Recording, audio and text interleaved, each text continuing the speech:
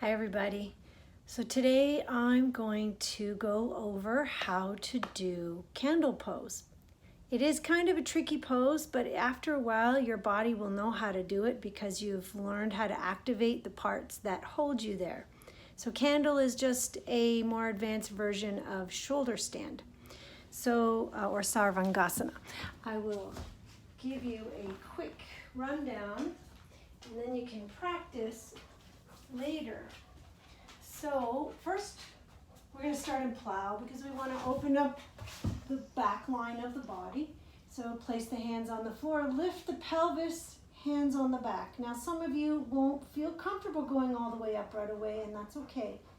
You might stay here for a while. You might even put a block under your pelvis and just rest there. But if you can, bring the shoulders and elbows closer together and the neck allows. Now, by the way, you shouldn't try this at the same time as watching right now because the face should face upward.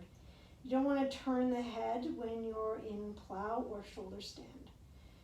And the neck is kind of delicate and you don't want to overstretch any of those muscles or ligaments.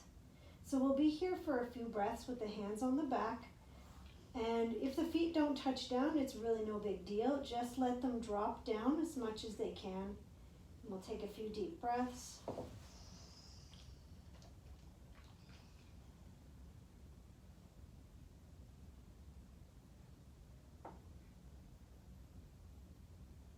Then you might lift one leg up toward the ceiling.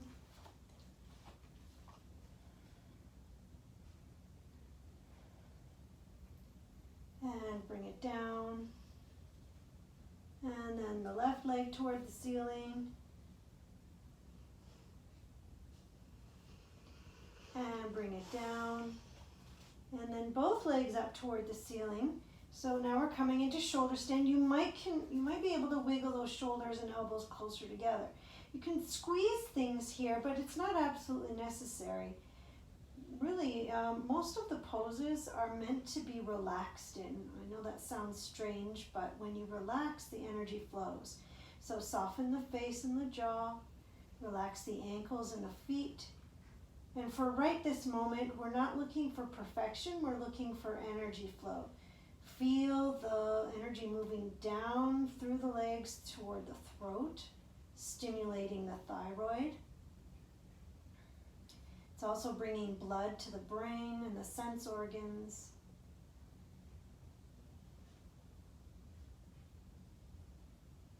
Now after being here for a little while, you can pull up a little bit higher. So walk the hands down the back a little bit more if the neck allows. Now you can start to squeeze the glutes and the abdominals and point the feet straight up for a moment. So you'll really be feeling this in the neck. Make sure the weight of your body is still in the elbows for right now.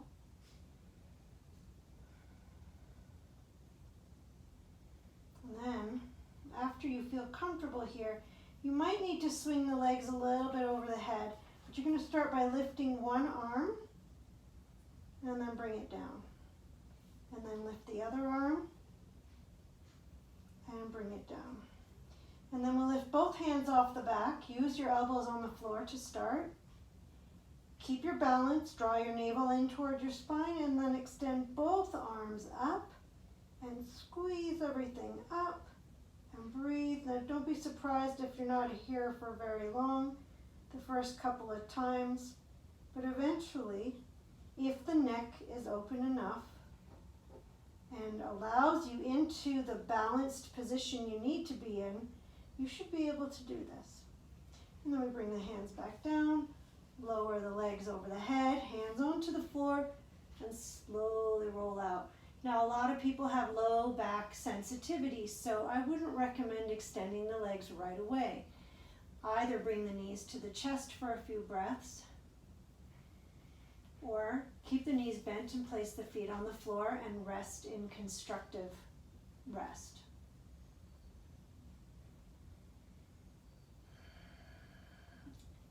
Because you're upside down, your energy is shifted, your blood pressure has changed. I wouldn't recommend getting up right away, ever. And in case you want to counter pose, I think a fish is a really good counter pose for this. So you would extend the legs,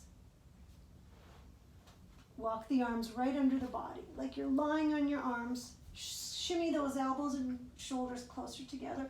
Rise up onto your elbows, look at your toes, lift your chest, bring the top of the head to the floor, squeeze the shoulder blades back toward each other.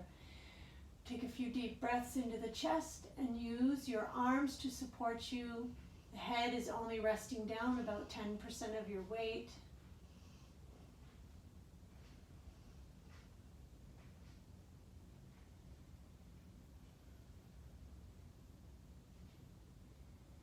And then lift the head, look at the toes, and roll out and come into Shavasana.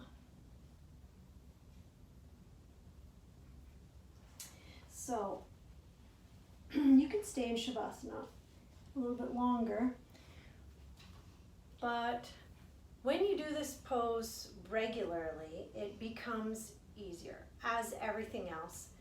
Don't rush into it. Don't expect yourself to be able to do it right away. And every day is a bit different. You might have a tighter day, or your body can't handle the same amount of intensity. So just listen to that and follow your body's guidance. I hope you enjoy the practice. Namaste.